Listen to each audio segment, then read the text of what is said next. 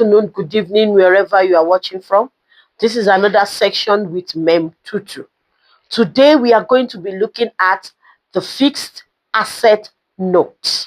The fixed or tangible asset note, popularly known as Note 3. I quickly want to take us through the format to the fixed asset note.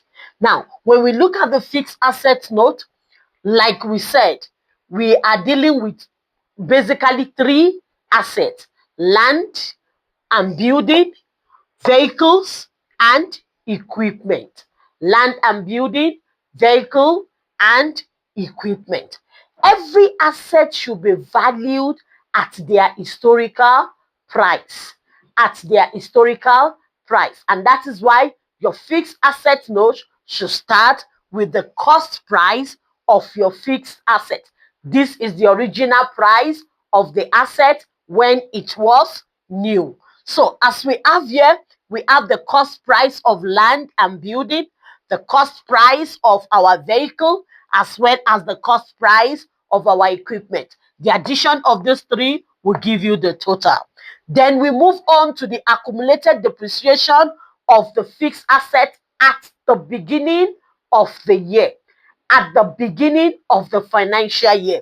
Now, we all know that land and building will not depreciate. Like we said in the other section, the land and building will only appreciate in value. So because land and building do not depreciate, there will be no accumulated depreciation for land and building. So always accumulated depreciation or depreciation for land and building always stands at 0.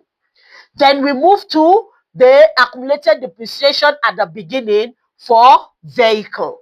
We record our accumulated depreciation from the beginning for vehicle as well as equipment. We add the accumulated depreciation to get the total accumulated depreciation at the beginning. Now, our carrying value at the beginning will be the cost price of the asset minus its accumulated depreciation at the beginning. I repeat, your carrying value at the beginning is the cost price of the asset minus the accumulated depreciation of this asset at the beginning. When you minus the accumulated depreciation at the beginning from the cost price of the asset, then you get your carrying value for the asset at the beginning of the year. Then we now go to movement. We go to movement. Movement, we can either add to our asset or sell our asset.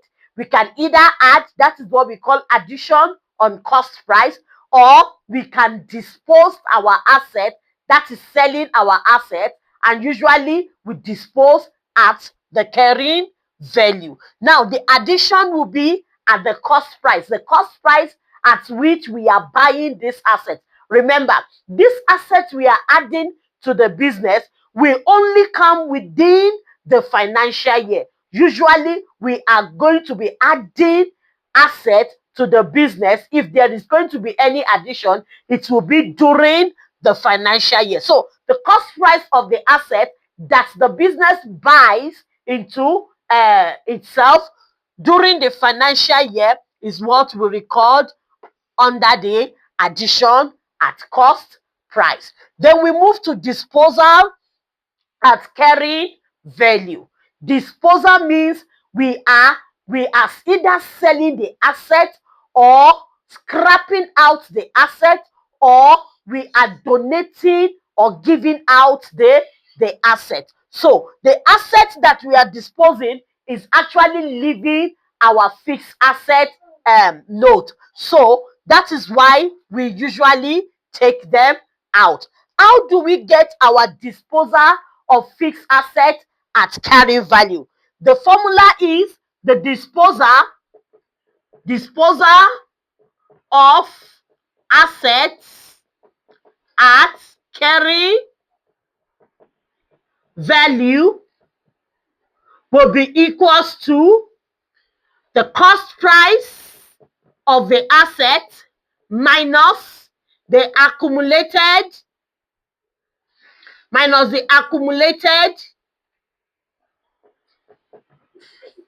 depreciation as at the date of disposal. We say the carrying value of the asset will be the cost price of the asset when it was new minus the added depreciation, the accumulated depreciation of this asset as at the date of disposal. Then when you do this, you get your carrying value of the asset. So we usually record our disposal at the carrying value. Then we go to depreciation.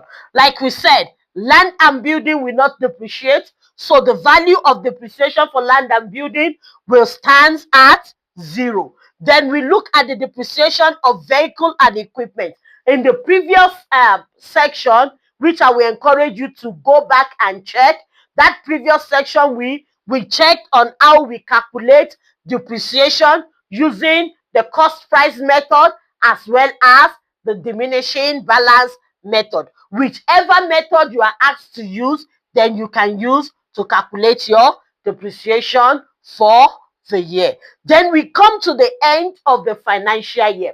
Coming to the end of the financial year, we need to get the carrying value of the asset as at the end of the financial year.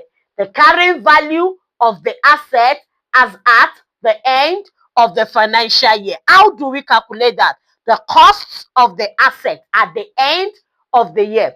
How do we get the cost at the end? We consider the cost price at the beginning plus the cost price of the added equipment or the added asset. If we have any addition during the year, we add that addition to the cost price at the beginning, and then we minus the cost price of the asset that we have disposed.